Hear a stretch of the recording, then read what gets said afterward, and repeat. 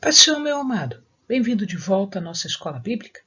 Estamos discutindo o livro de Samuel. Então pegue a sua Bíblia, pegue o seu caderno de estudos, ora ao Senhor, pede a Ele discernimento, entendimento, conhecimento, sabedoria. Pede a Ele proteção, para que nós possamos desvendar dos seus mistérios. Já falamos sobre Samuel, o último juiz, já falamos sobre Saul, o primeiro rei, e agora nós vamos entrar na história de Davi, o rei segundo o coração de Deus. E o livro vai estar subdividido em 5 partes para falar de Davi. Nós vamos ver a ascensão de Davi para o trono em Hebrom, uma parte apenas do povo, Davi como o rei sobre todo Israel. Depois, já no final do segundo livro de Samuel, a crise pessoal de Davi e Davi e seus filhos. E aí, no finalzinho, nós temos um epílogo com o Salmo, as últimas palavras e os últimos acontecimentos antes da substituição de Davi por seu filho Salomão. Então vamos lá.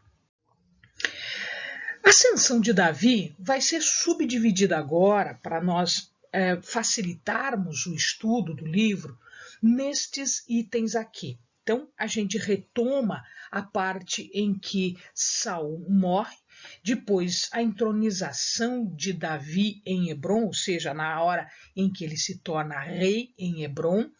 Ele manda alguns embaixadores para a cidade de Jabes-Gileade e o reino rival, ou seja, a briga que ele vai ter com o herdeiro de Saul.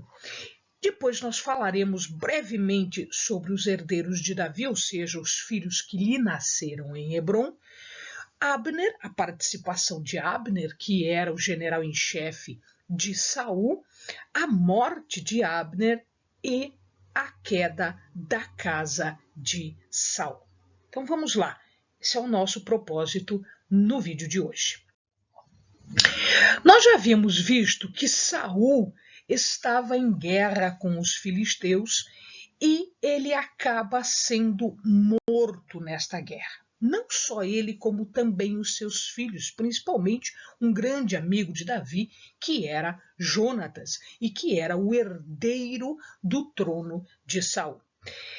O que acontece é que uma amalequita correu para avisar Davi, para, evidentemente, ganhar alguns pontos com Davi, correu para avisar Davi de que ele havia matado o rei.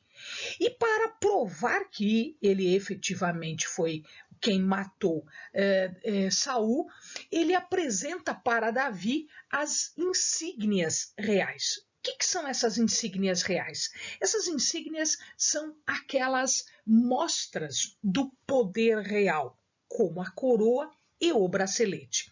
Ou seja, se ele estava com a coroa de Saul e se ele estava com o bracelete de Saul, significa que ele estava no momento da morte de Saul e que lhe retirou estas coisas todas e agora estava mostrando para Davi como prova de que ele era fiel e que ele estava trazendo para Davi a coroa e o bracelete de Saul. Todo o exército, inclusive Davi, foi tomado por pranto, porque afinal de contas havia caído o rei. O rei havia sido morto numa batalha contra os filisteus. O mensageiro, ele acha que vai ganhar alguma pontuação com Davi, mas isso não acontece, porque Davi acaba por matá-lo exatamente porque ele atentou contra a vida de um ungido do Senhor. Bom ou mal, de coração bom ou de coração mau, Saul era um ungido do Senhor, era o príncipe do Senhor.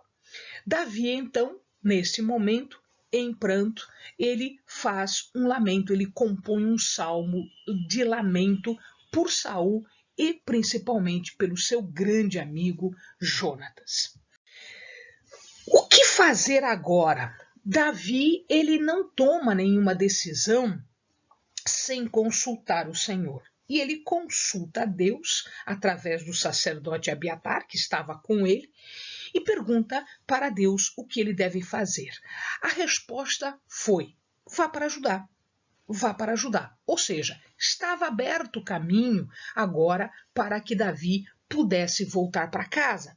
Então ele deixa Ziglag, lembrem-se os amados, que ele havia ganho aqui esta terra, esta cidade de Ziglag, que a gente imagina que fique mais ou menos nessa posição. Ele deixa Ziglag, que era a sua terra, e ele vai para Hebrom. Lembrem-se que, apesar de que neste mapa está escrito Jerusalém, Jerusalém ainda não foi conquistada. Então, a capital agora seria Hebrom. Davi fica sabendo do que aconteceu nos últimos momentos com Saul, Jonatas e todos os seus filhos. E ele fica sabendo, como nós vimos no vídeo anterior, que os moradores de Jabes-Gileade, em gratidão porque Saul os salvou de Naás, eles vão até onde Saul e Jonatas e os filhos estão expostos indignamente, eles recuperam os corpos e lhe dão um enterro digno. Davi fica muito grato por isso, porque como ele não pôde fazer isso, ele fica agradecido pelos moradores de Jabes-Gileade terem feito isso. Ele assegura que esta lealdade, né, do povo de Jabes-Gileade não seria esquecida e seria recompensada. Muito bem, o problema é que um filho não morre. Um filho de Saul não morre. Abner, o general primo de Saul, quando tudo isso acontece, quando Saul é morto, quando Jonatas é morto, ele vai direto até Esbozete, um dos filhos de Saul, também conhecido como Esbaal. A Bíblia não gosta muito desse nome Esbaal, as pessoas não gostam muito, porque a tradução de Esbaal é homem de vergonha. Baal aqui é o nome do deus cananita, né? Baal. Então eles não gostam muito desse nome, eles preferem o nome Esbozete. Então, daqui para frente, o nome Esbozete é o que vai constar na Bíblia. Esbozete é o filho de Saul e o único sobrevivente. Pela regra de antigamente, o sucessor é o filho. Como só existe Esbozete, Abner vai até Esbozete e ele o leva até Manaim e ali ele declara, ele dá o apoio, ele como general, ele dá o apoio a Esbozete para ser rei. Esbozete nessa época tinha 40 anos, Davi tinha 30. Então Davi está em Hebrom, e em Hebrom ele é considerado rei, e em Manaim está Esbozete. Esbozete assume a posição de acordo com o poder militar e o apoio militar de Abner, assume o poder da outra parte. Então nós temos aqui Hebrom, onde está Davi, e aqui Manaim, onde está Esbozete. Esbozete, então, domina toda esta área, que na verdade não era domínio muito livre, não, uma vez que os filisteus estavam dominando toda aquela área. O problema é que Abner quer consolidar o reino, quer deixar o reino único, e ele vai para uma cidade chamada de Gibeon. Gibeon fica nesta localidade aqui. Então, isso significa que a tribo de Judá aqui, ela ficava vizinha com a cidade de Gibeon. E quando ele faz isso, ele provoca os homens de Davi.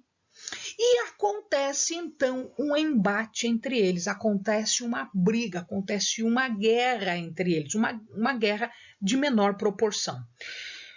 Davi então tem no seu exército alguns sobrinhos, né? Joabe, Abissai e, neste caso, Azael. E quando eles entram nesta guerra contra os homens de Abner, os homens de Davi ganham a guerra e começam a perseguir Abner. Abner, então, num movimento brusco, ele acaba matando Azael, que é o irmão mais novo. Quando isto acontece, né, a ordem vem: para de perseguir, para de brigar, nós somos irmãos, por que brigar? Não é esta a forma com que devemos tratar as coisas. E aí é dada uma trégua para que Azael possa ser sepultado.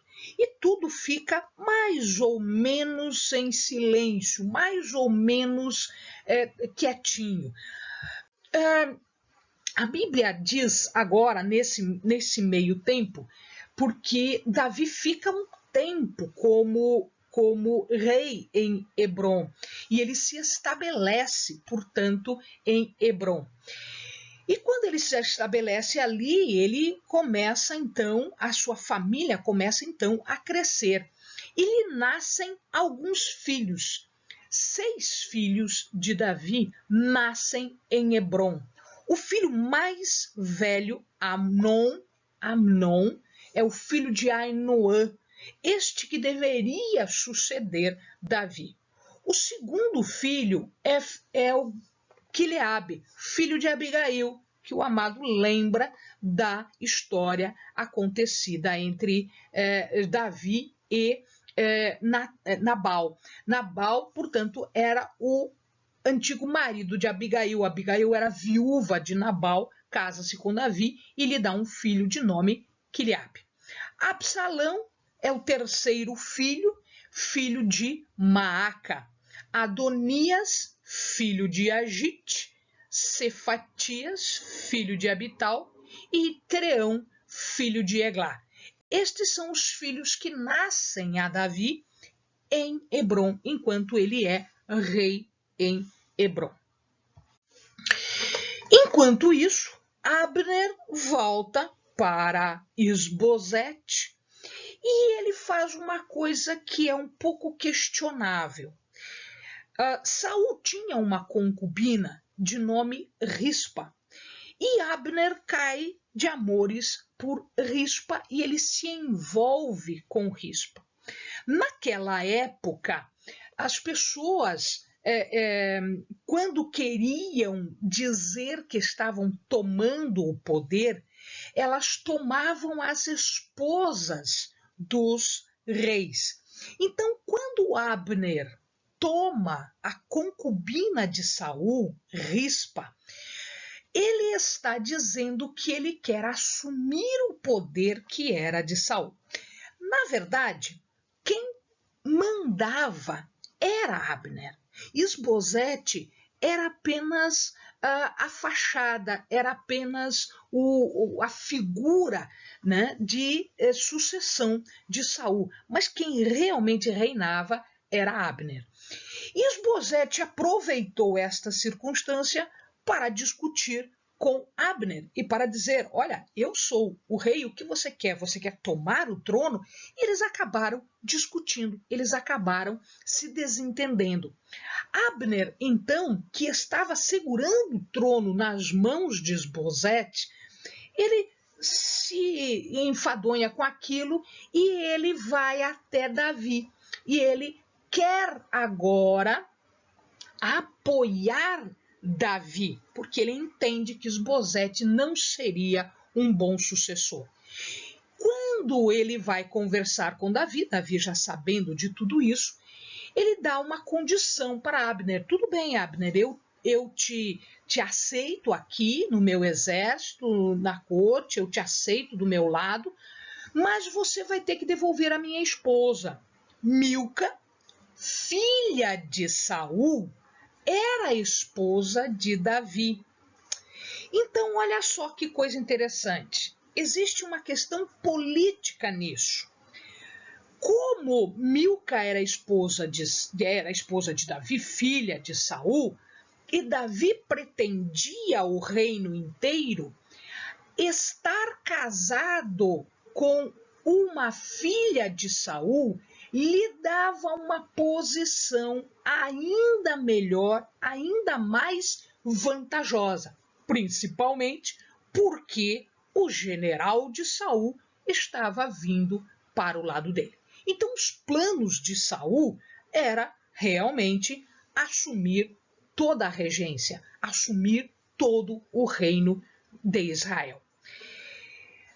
Abner, ele era muito habilidoso.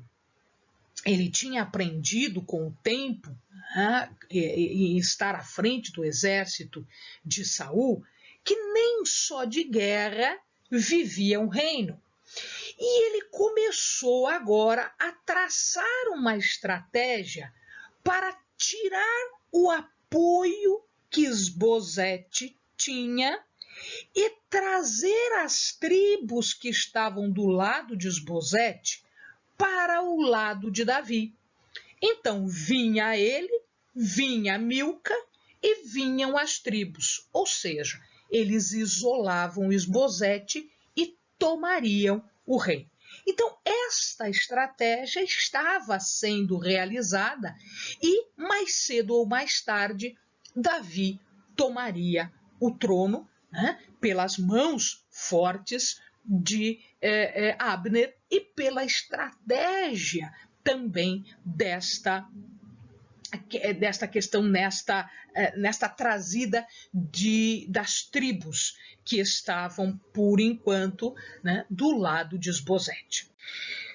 Acontece que, quando Abner começa a se aproximar de Davi, Joabe não gosta muito desta história. Ele tinha duas grandes razões para não gostar de Abner.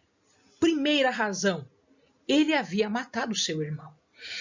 E na legislação antiga existia uma possibilidade de vingança, que era a vingança de sangue. Então, como Abner havia matado o irmão de Joabe, Joabe teria o direito de se vingar. Ao mesmo tempo, Joabe estava percebendo que Abner estava muito próximo, estava se aproximando de Davi. E ele sabia que, para os planos de Davi, para os planos de Abner, era necessário que Abner fosse o general em chefe, fosse o comandante do exército de Davi. Então, para evitar perder a posição que era dele, porque ele era o comandante em chefe, e para vingar a morte do irmão, Joabe faz uma cilada, arma uma cilada na porta de Hebrom e acaba matando Abner à traição. Davi fica totalmente passado com isso, porque os seus planos estavam indo por água abaixo. Ele não entendia esta vingança de Joabe, ele não entendia isso, ele achava que não deveria ter sido feito desta forma, e óbvio que ele percebeu que Joabe estava reagindo a uma futura substituição. Davi lamenta então a morte de Abner, ele se veste de pano de saco, exatamente para demonstrar a todos que ele não tinha parte com isso, que não foi ele que fez isso, e ele pune Joabe. Como ele pune Joabe? Joabe havia matado Abner. Ele faz com que Joabe também se vista de pano de saco e lamente a morte de Abner. A verdade, Davi conhecia e sabia que tanto Joabe quanto Abissai, os irmãos, haviam vingado a morte do seu irmão mais novo, né, pelas mãos de Abner. Bom, Isbosete dominava o norte. Isbosete agora estava sem o seu comandante, porque antes morto do que se passar para o lado de Davi. Para Isbosete não foi de todo mal isso, né? Porque ele não teria mais esse inimigo ainda. E ele está tranquilo na casa dele, ele está fazendo a sesta da tarde, ele vai descansar à tarde, na parte do dia que era muito mais quente, eles têm este costume. E aí 2 soldados benjamitas, ou seja, 2 soldados da tribo de Isbosete, de nome Baana Recabe, eles matam Isbosete à traição, no leito. Ele estava deitado, dormindo, e ele é morto. E eles fazem o seguinte, eles tiram a cabeça de Isbosete e levam para Davi, exatamente como um troféu para Davi, para dizer, olha, nós estamos do teu lado, esta é a cabeça de Isbosete. Portanto, por nós, você pode reinar em tudo. Isbosete tinha reinado por 2 anos apenas, né? 2 anos apenas.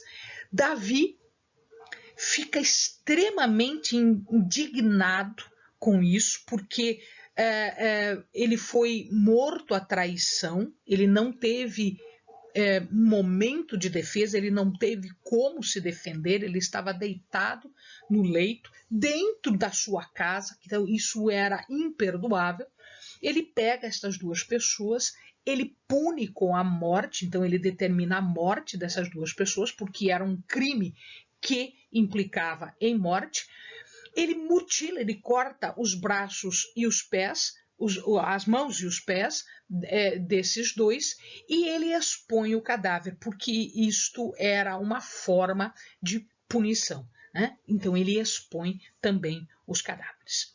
Estava aberta agora, por caminhos tortuosos, mas estava aberta agora a sucessão de Isbosete, né? Ou seja, Davi já havia aqui um caminho, né? Já havia à sua frente um caminho mais amplo para que ele tomasse então o poder total em Israel. Amém, amados? Bons estudos.